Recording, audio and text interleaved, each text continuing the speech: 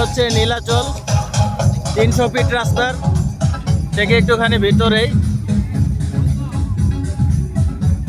খুবই সুন্দর একটা পরিবেশ, মেলার মতো সব সময় হয়।